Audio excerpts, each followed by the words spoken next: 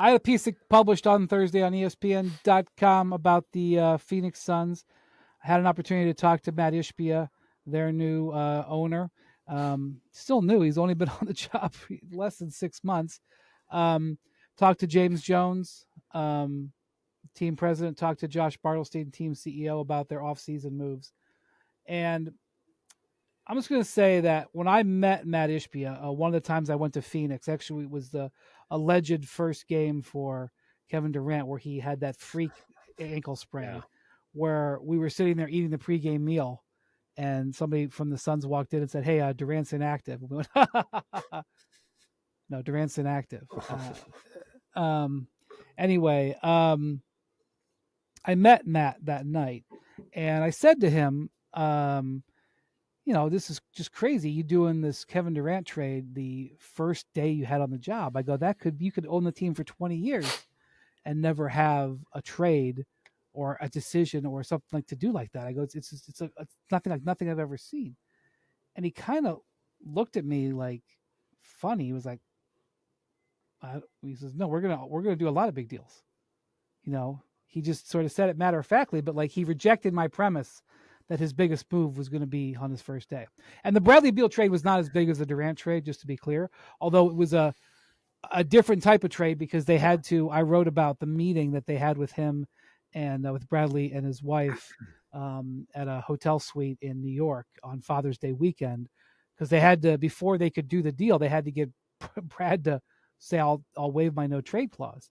But the thing that Matt made extraordinarily clear in this story, where he's on the record, and let me just say, it's not often that team owners go on the record exclusively and talk about moves like this. And, and he basically is like, yeah, we're doing these deals because I want to do big deals. I want to do big things, and we're going to win.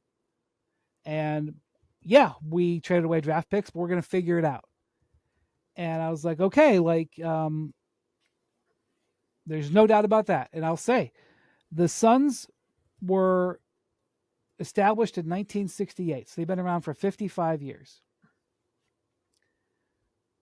What transactions were bigger than the Durant and the Bradley Beal transactions in 55 years? The Barkley trade, the Nash signing? I was going to say it's an extremely short list that you even come up in the conversation. And the headline quote that Matt with one T gave you, and it's one T for flopping. His flopping denial, we'll discuss that in a little bit. One, they've got to start the season off with a technical foul for that flop, okay? He can't flop anymore. There was a technical foul. It was on Jokic. I know. Retroactively, they should start the season when whoever their opener is, they get a technical free throw. But regardless of that, we're going to win at everything we do. And, hey, hell of a philosophy, quite a goal. Not realistic. Like, that's not the way things work. It's not quite light years ahead, but it's in the same genre. Because, like, you're going to win at everything you do, okay, but at a certain point, you're going to run out of options. And, like, that point is pretty close to now. But what they have is a legitimate window here. And, hey, he got the Durant deal done. The Beal pitch worked. So they've got arguably the best star trio in the NBA. Give him and James Jones and Josh Bartlestein and, according to some people, Isaiah Thomas credit for filling out that roster with a legitimate supporting cast, winning recruiting battles for coveted minimums is kind of an oxymoron. But these are guys who, had, as you pointed out in the story, they had options and they filled out to where I think they do have a decent rotation. I still think they've got a DeAndre Ayton situation that needs to be resolved. I think it would be awfully dicey to have him on the roster come training camp for a variety of reasons, primarily related to chemistry. But we'll see how that plays out. When you've got 3 stars, decent supporting cast, like, I do think, Bontemps, you can pencil in the Phoenix Suns as a playoff team. I disagree with your premise of 2 through 11. You don't know, like, the Suns will be a playoff team. I mean, let's see if their guys all play 65 or 70 games or if they play 45 or 50 games. History has shown they're all going to play 45 or 50 games, and if they do that, they're going to be in the play-in mix. Like that's all. I'm not saying they're going to miss the playoffs. Games out of those 3 guys, they'll be a playoff team. I mean, I probably, because 8 of the 11 are going to make it. I wouldn't say it's 100%. That's all. I'm not saying the Suns are going to miss the playoffs, but like there are a lot of really good teams. Nobody was saying the Mavericks are going to miss the playoffs last summer. You know, they finished 11th. Like there's just, for all these teams, for different reasons, they're all flawed. And again, it's easy to say if they all play 150 games combined, they're going to make the playoffs. But that's a lot of minutes that you're rolling out there with guys that, yes, if they're the 4th or 5th guys on the court, you feel pretty good. If they're the 1st or 2nd guys on the court, you're not feeling as good. So, I mean, I think the Suns will be in the playoffs too, but it more speaks to me to just the depth of talent across the West. And there's just going to be very few nights where you're going to have an easy matchup in the Western Conference. And teams like Minnesota and Oklahoma City and Dallas that weren't in the top 8 last year are going to be really good. And even a team like Utah that I don't think has much of a chance of even being in the play-in mix, like we saw last year, you play them on any given night, they're going to be a hard team to play. That was more the point than trying to take a shot at Phoenix or the Lakers or somebody. Those teams just have some downside risk where if they have some injuries, it's going to be easy to lose a few games, and all of a sudden you're in a tighter spot than you expect. Well, that's the point of getting 3, the superstar redundancy. So you're protected. You are correct. If all 3 of them suffer injuries that knock them out for big chunks, they're in trouble. I would say that you would say that for any team that would suffer losses to their top. Well, the difference is their guys always get hurt. You could say that about any team, but like these guys have a track record of missing significant time. That's why it's more relevant for them. It's not like the Heatles when those guys were all in their primes and healthy and played all the time. Like, you know, these guys, it's like the Clippers. You just have to assume Kawhi Leonard and Paul George are going to miss 20 to 30 games because they miss 20 to 30 games every year. And that's the Suns at this point. Until we see those guys play 70 games, you have to just assume they're going to play 55 or less. Yeah, well, let me just say that, I mean, I did a lot of talking to the Suns, inside the Suns and outside the Suns before I wrote this story. I spent days and days and days on the phone.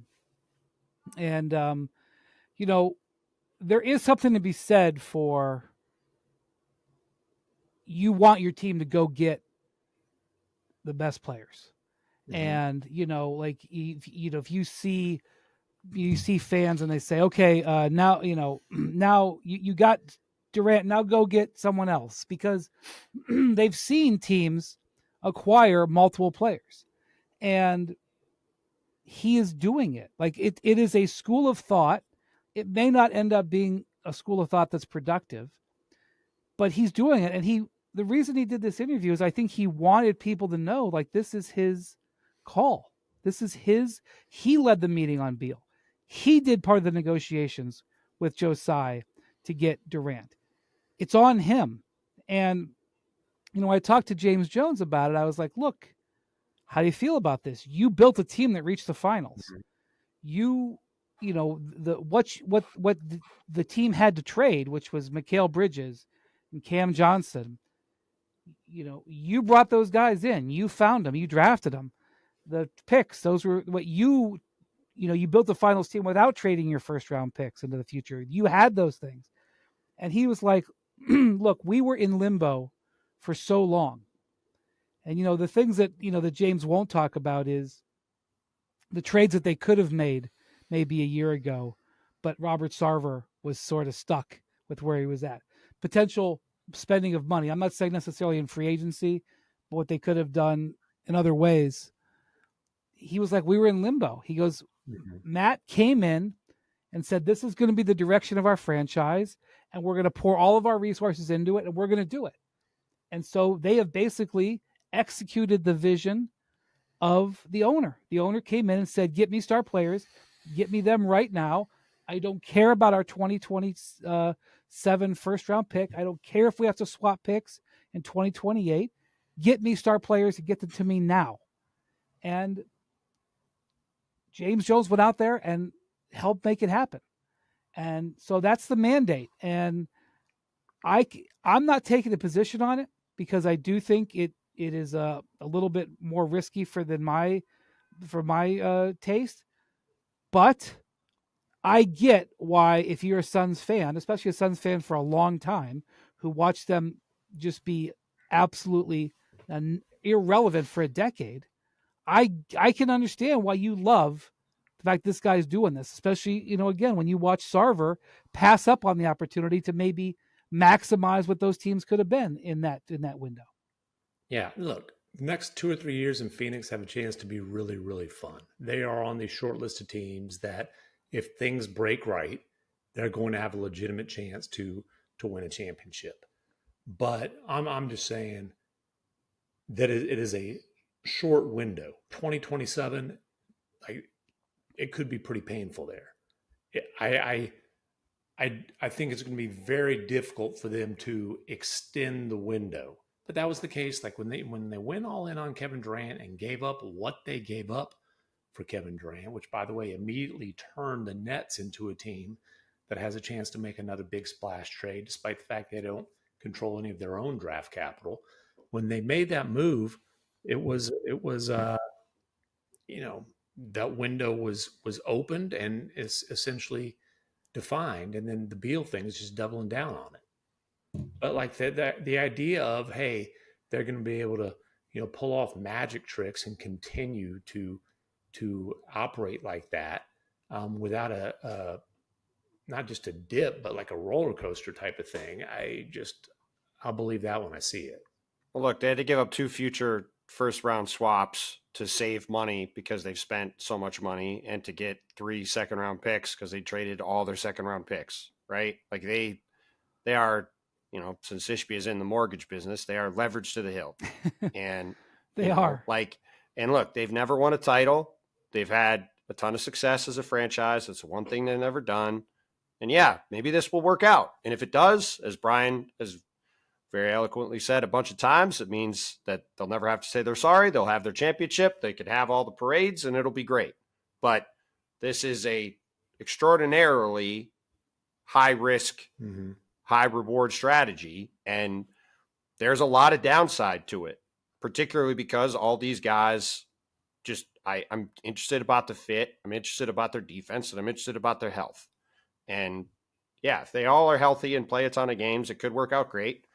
But the West is going to be really tough, and it's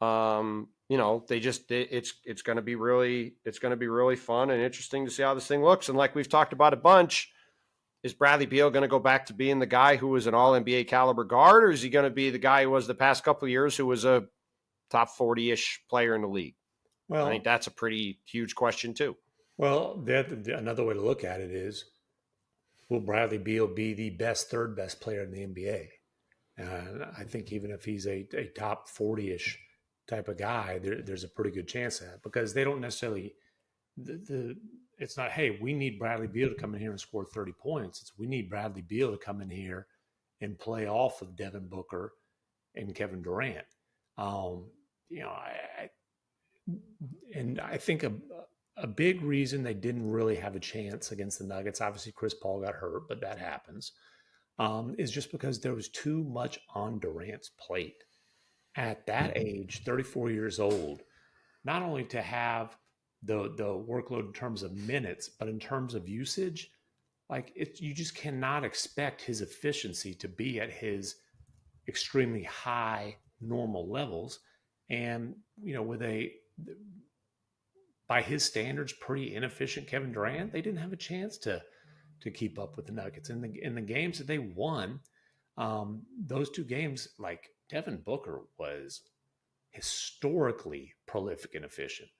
KD was put up a lot of points in both. One was pretty inefficient. One was really good. But now they've at least got another guy who, that can chip in on that.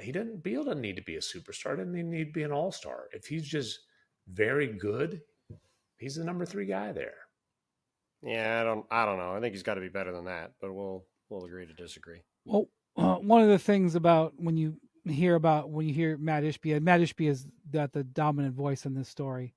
When he talks, is that one of the things I've watched do owners, and in the time I've covered the league, I think 15 or 16 teams have changed hands.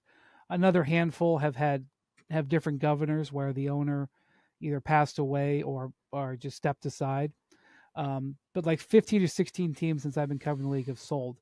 And one of the things that I've watched be a thing with owners coming in is that even though they are very intelligent, most of them, if not all of them, are self-made, and they certainly understand strategy and philosophy and aggression. But one of the things I think is a hard thing for them to sort of calculate is the zero-sum nature of the NBA. What I mean by that is there is only so many wins available. There is only so many teams that can declare a season victory. Dan Gilbert, owner of the Cavs, and Mat Ishbia, owner of the Suns, are major business rivals. They operate and compete every day in Detroit as national mortgage companies. They steal people from each other. They backstab each other. There's probably espionage and corporate stuff going on. Who knows what gets said? I don't even try to imagine. And at the end of the day, they're both fabulously wealthy billionaires. Right. Maybe Ishbia one year has a better year and pulls ahead, and maybe another year Gilbert has a better year and they pull ahead, whatever. But at the end of it, they're still both filthy rich. And even though the guys who sit in the women who sit together in the rooms and do the NBA, even though in some cases they are business partners, in some cases they're business adversaries, they're all in that room. It all works. They can all 30 of them have a great financial year. They can't all have a good business year. Mm-hmm. For every team that rises, another team must fall. David Stern used to preach this. There's a finite amount of wins, and that nature where a team can actually do a bunch of things correct. You can make the correct aggression. You can pick the best trades. You can make great strides in the draft, and you can still not win because there is only so many available. And that, Ishbia has been very aggressive, like he was in building his company to where it is. Like, I'm sure, and I even spoke to him about this. I'm not looking for a history of how he built his company. That's written in a different area. That's not what we do at ESPN. But I'm sure he has done moves like this. I mean, he is very audacious in his life, what he does. The audacious moves that he has made since he came over mirror the audacious moves he made to turn his company. I think his father operated this mortgage company and it had like 10 employees when he brought Matt on when he graduated college. Now it's this conglomerate, right? I'm sure he made audacious moves in there, but the audacious moves for the Suns in a zero-sum game, it's harder. It's a closed system. Thanks for watching ESPN on YouTube. For live streaming sports and premium content, subscribe to ESPN Plus right now.